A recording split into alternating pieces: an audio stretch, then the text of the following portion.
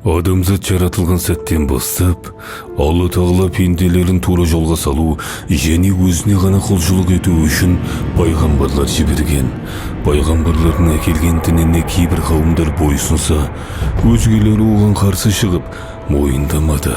Көптеген қауымдар пайғамбарларын жоққа шығарып, оларға ауыр жала жауып, тіпті кейбірін өлтіруге дейін барған.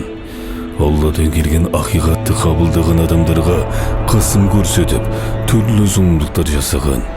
Пайғамбарлар өз қауымдарынан тек бір нәрсені талап етті: Аллаға ғана сеніп, оған серік қоспау. Алайда кейбір қауымдар пайғамбарларды мойындамай, шектен шыққан азғындыққа бой алдырды. Олар Аллаға серік қосумен қатар, оның азабынан қорықпай, тәкаппарлыққа салынып, байлықтарына, күштеріне сенім артты. Ақыры бұл қауымдар Алланың қаһарына ұшырап, жер бетінен жойылып кетті. Құран бізге ғибрат болсын деп, осындай қауымдардың басынан өткен оқиғаларды баяндайды.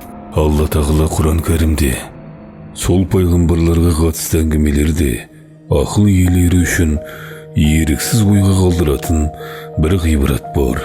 Біліп қойыңдар, бұл Құран ойдан шығарылған жай сөз емес. Керісінше, ол өзінен бұрын түскен илахи кітаптарды растайды. Құранда кейбір қауымдар жайында қысқаша айтылса, ал кейбіріне кеңірек тоқталады.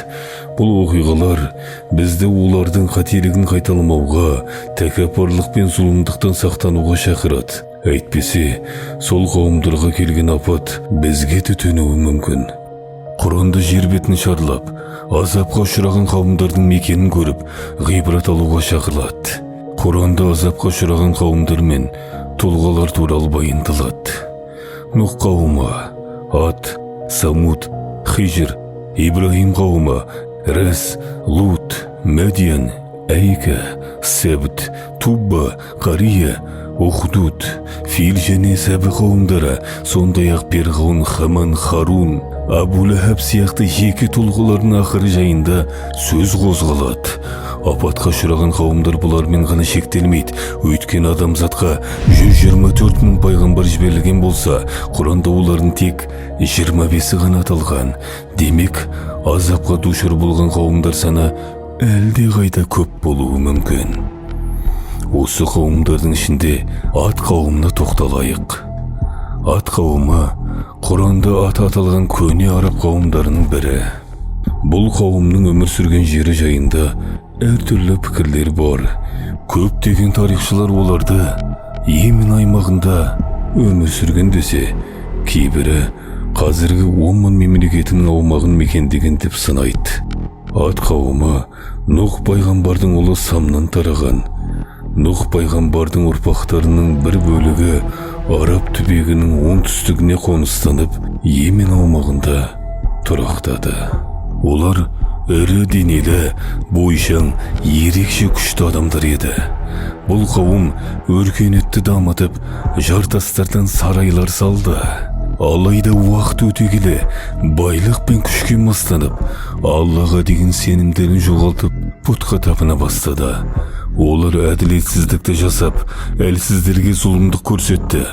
Құранда бұл туралы былай делінеді: Ад қауымы жер бетінде орынсыз өркеуделік істеп, бізден күшті кім бар деп даурықты. Өздерін жаратқан Алланың өздерінен күшті екенін олар білмей ме? Олар аяттарымызға қарсы шықты. Алла Тағала осы азғын қауымды тура жолға салу үшін Худ алейхиссалам пайғамбарды жіберді. Ол қауымына Аллаға ғана иман етуді және әділ болуды насихаттады. Бірақ Ад қауымы пайғамбардың сөзін қабылдамай, өздерінің күшті екенін алға тартып, күпірліктерін жалғастырды.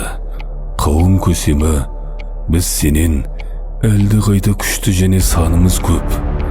Бізге кім қарсы тұра алады деп тәкаппарланды. Алла олардың күпірлігі үшін әуелі жаңбыр тоқтатып, қуаңшылық жіберді. Артынша қатты дауыл көтеріліп, 8 күн бойы соғып, бүкіл Ад қауымын жер бетінен жойып жіберді. Тек Худ пайғамбар мен оған сенгендер ғана аман қалды. Nuh топан суынан кейін азапқа ұшыраған бұл қауым Алланың ескертуіне құлақ аспаудың ауыр салдарын бастан кешірді.